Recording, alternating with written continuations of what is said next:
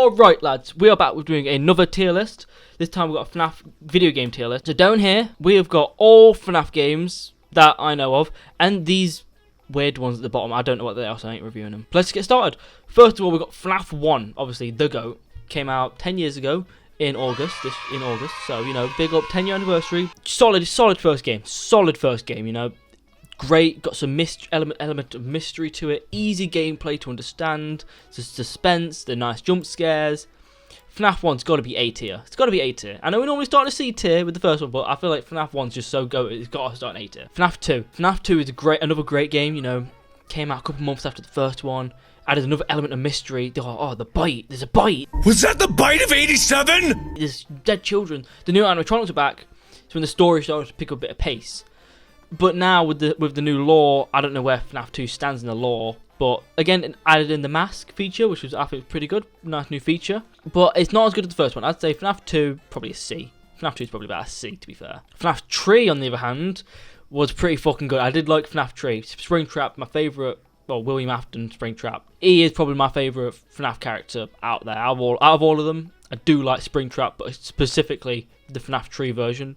It was great, solid outfit. You got like the teaser images of William Afton in it. Great. The mini games were fantastic. FNAF 3 was a fucking spot on game. Perfect to tie in some loose ends of the lore, you know. Set a bit more in the future. It's kind of like FNAF 3 set the ground for what the lore was later going to become. Now for that, FNAF 3's got to be S tier. It's got to be S tier. I'm sorry, it's got to be S tier. FNAF 4. I never really got into FNAF 4. I played like a little bit of it, but by the time FNAF 4 came out, I kind of not lost interest in FNAF, but I kind of like was stepping a bit away because it was getting way too confusing for me. FNAF 4 with its little pixel mini games, not really mini games, but just story elements. It proper showed like a human side to this Afton that we'd obviously been seeing everywhere, killing these children.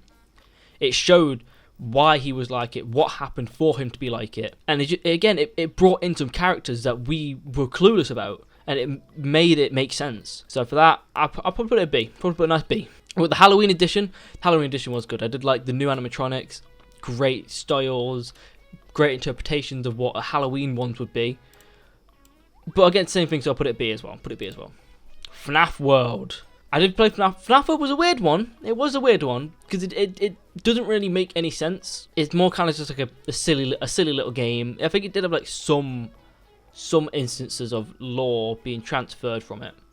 But other than that, it was just a fun little RPG game. It was really fun to be fair. I did enjoy FNAF World for the game side, but there wasn't really a lot of story. But FNAF World, controversial take. I'd probably put FNAF World will probably go about C. Sister Location. Again, Sister Location did a great stuff for the lore, you know, exotic butters. Thank you for selecting Exotic Butters. It obviously showed us what happened to Michael, who is the true purple guy. It was great. Obviously we got Baby, we learned what happened about that. We learned that all the Afton children are all fucked. They're all dead, or possessed, or a weird husk of a body. Animatronics, I didn't really like him. I didn't really like the big rosy cheek thing, but I know it makes sense for the whole lore standpoint, but other than that, I didn't really enjoy Sister Location. I liked the lore, I liked the gameplay, but it just felt dull. It didn't feel like there was any life to it. I'd probably put it at D, to be fair. I'd probably put Sister Location about D. Pizza Simulator, again, it was a bit dull. I didn't really enjoy it. Like, it started off as like, oh, okay, this is kind of fun, little pizza simulator, as it implies, and then started adding in some lore. But for me, personally, I didn't like that. I was enjoying just making my own Freddy's branch and do my own thing, and then it added in the lore, and then the interview bits with Burn Trap after FNAF 3, and then the Bonnie one, not Bonnie, the Baby, the weird claw, which I think was fucking stupid. I didn't make any sense. The actual simulator part was good, but I didn't like the whole interview part with the weird lore, and then Michael then dies in the end of it. I'd probably put Pizza Simulator, probably did D. Ultimate Custom Night. Again, Ultimate Custom Night, it was a return to format. It was good. Gave us all the animatronics we'd known. It had closed up the Afton story. Alright, the Afton story was finished. Afton was in hell, being tortured by all the victims he's hurt, all the people he's damaged, all the lives he's changed. Everything came back to haunt him. It was a great send off for the Afton storyline. Well, not necessarily the Afton storyline because it's still going, but like the end of this era of the Afton story. But it was just a bit hard. It was. I'm gonna be honest. It was a bit hard. Like you wanted more than like 4 animatronics. It was hard. And then put the difficulty up even harder. But it's for me. It's just like a null. I'll put it D with these. I'll put it D with these. Help Wanted. Help Wanted was great. I fucking loved Help Wanted. But the fucking, well, I say loved, hate love weird relationship. I hated it was like the vent one. The vent minigame was the worst, bro. Fuck that was terrifying. I loved the little secrets. It added some more mystery about it, and I did like Help Wanted. Help Wanted was spectacular. I'll put Help Wanted high B. Dreadbear. I never played the Dreadbear DLC. But I do know like the Foxy Maze. I think there was that's the main one I remember is the Foxy Maze, and that did look pretty cool. I can imagine that would have been sick to actually done in VR. But I didn't play Dreadbears, but I'll put it at C. I'll put it at C anyway, because I would have probably enjoyed it, but not as much as normal Help Wanted. FNAF AR was pretty good. I got it when it released. I kind of used it for a little bit. It was enjoyable. But I'm pretty sure the servers are shut down now. Pretty sure it's no longer having development. It's like it's finished. Which is sad to see, but they had a lot of like weird, clunky characters, which was it was nice to see them like kind of like giving some customization to these characters, which doesn't directly impact the lore. They just wanted to have some fun. I'd probably do FNAF AR. I feel like it's E. I feel it's gotta be E because it was fun, but obviously you stop playing after like a day. Is this Freddy's in Space? I never played Freddy's in Space. Yeah, we won't review that one. I don't know what this one is either, so we're not reviewing that one. What are these games? What are these? I've never seen them before, so I'm not reviewing them. I'm sorry, but if there's somebody out there that's like, oh my god, you didn't even do the fucking FNAF Tree Scott Cawthon Freddy Fazbear Face version. Oh my god, get out of here. No. Anyway. Security Breach. I streamed Security Breach a couple years ago when it came out, and I was still streaming, which I don't anymore for a good reason. We won't get into. But it was fun. I did like Security Breach. I did like the daycare. The daycare was great. I did love the daycare. Was probably my favorite thing out of Security Breach. Other than that, it was just kind of like walking simulator. Really, I got stuck a couple times because it didn't really. I don't know if it was just me, but it never really told me where to go. It just said, damn, Freddy, I guess we gotta go to Monty Mole. And we go to Monty Mole and be like, alright, what am I doing here then? And I'd walk around the whole place like, alright, where am I going? What's going on? They didn't really tell me what to do.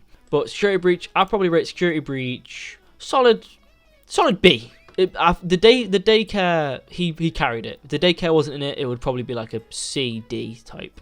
Security Breach, Ruin, however, I enjoyed a lot more. I enjoyed Ruin a lot more than the normal one because it was quicker, nice and quick, and added the Mimic, which is pretty cool. And he's getting his own game now, but that looks pretty cool. You know, we're going back to 1971, I believe. And we had what was it, Casey, something like that. I did like her character. She was a great character. Throwing little quirky lines out there. We didn't have to rely on hiding inside Freddy all the time. It was nice. I really enjoyed Ruin. And the fact, obviously, it's ruined. I love fucking abandoned shit, lost to time. I think it was great. And you save some of the characters. You save the daycare, the Sun and Moon. You literally save them. I'd probably say Ruin. I enjoyed Ruin as much as the first one because they were both fresh. In my opinion, both fresh. Ruin was fresh. It gave us that fucking abandoned look that we fell in love with from the beginning of the abandoned pizzeria. Help Wanted 2. I've not played Help Wanted 2 yet. I've not built up the courage to play it yet. But what I've seen some stuff. Of what I've seen of it, it looks the same as Help Wanted 1. Like it looks the same, but just new stuff. Obviously, it's a second version, just new stuff. I feel like the reason why Help Wanted 1 was so good is because it was new. It was like, oh my god, Five Freddy's in VR. This is gonna be amazing. Whereas 2, they're kind of like trying to re-grab that a little bit. Which obviously still, they're doing great with what they're doing at the minute. The games is great.